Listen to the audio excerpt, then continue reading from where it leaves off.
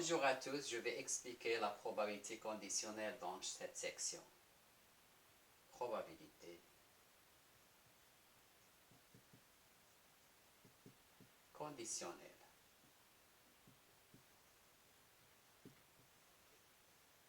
Ok.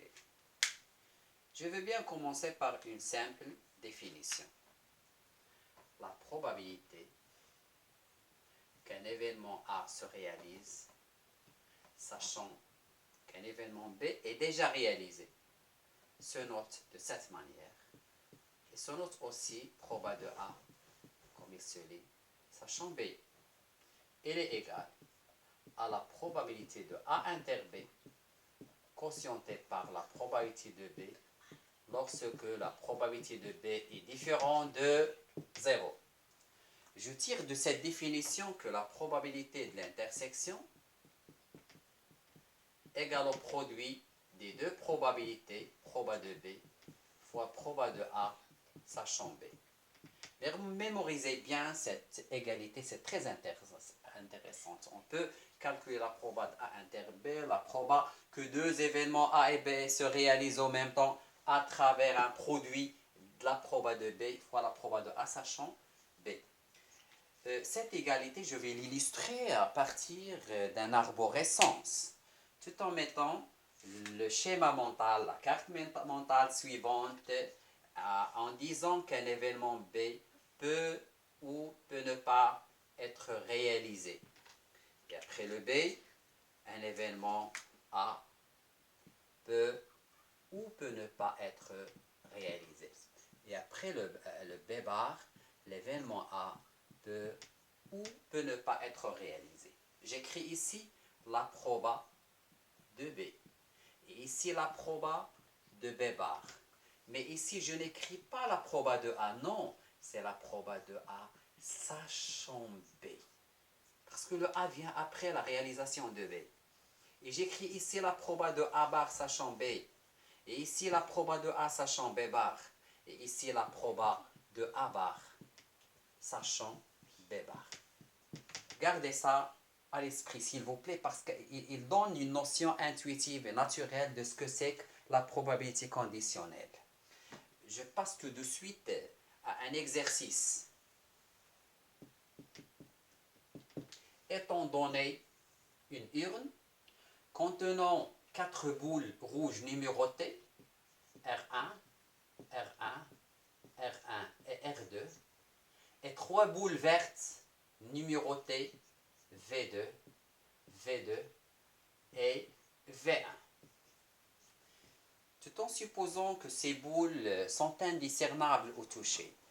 C'est-à-dire qu'il n'y aura pas de tricherie, pas du tout. C'est-à-dire que la formule probabilité A égale à cardinal A divisé par cardinal oméga est applicable.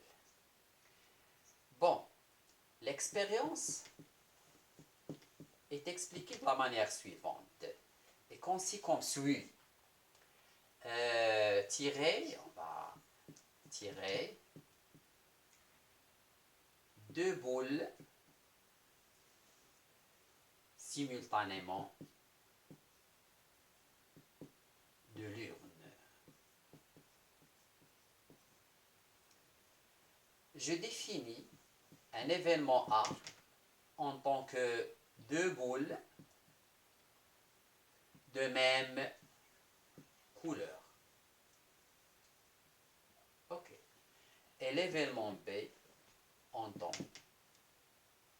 que 2 boules portant le chiffre 1. 2 boules portant le chiffre 1.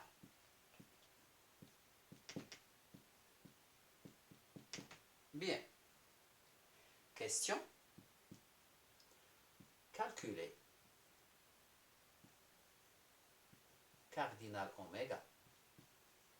Deuxièmement, calculer la probabilité de A sachant B et la probabilité de B sachant A. Très bien.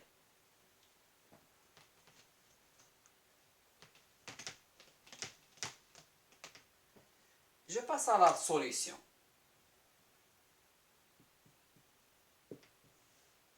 Pour premièrement, cardinal oméga. Ici, regardez. On tire simultanément deux boules de l'urne.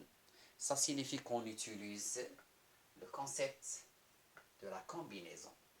Je veux tirer deux boules, je mets en haut 2. D'un total qui est égal à 7. Je calcule fait, ça me donne 7 fois 6 sur 2 factoriel qui est égal à 21. Deuxièmement, je veux bien calculer la proba de A sachant B. J'écris la définition déjà expliquée dans cette section. Proba de A sachant B. Allez, rappelez-moi. À quoi est égal cette proba? Oui, Fatih? Égal à proba de A inter B divisé par proba de B. Pour calculer ce quotient, je dois calculer les deux probabilités. Je commence par la plus simple. Probabilité de B. Vu que les boules sont indiscernables au toucher, j'ai le droit d'appliquer la formule probabilité de B égale à cardinal B, quotienté par cardinal oméga. Cardinal oméga, c'est 21. Cardinal de B, je dois bien comprendre qu'est-ce que c'est que le B. Le B, c'est tirer deux boules portant le chiffre de 1.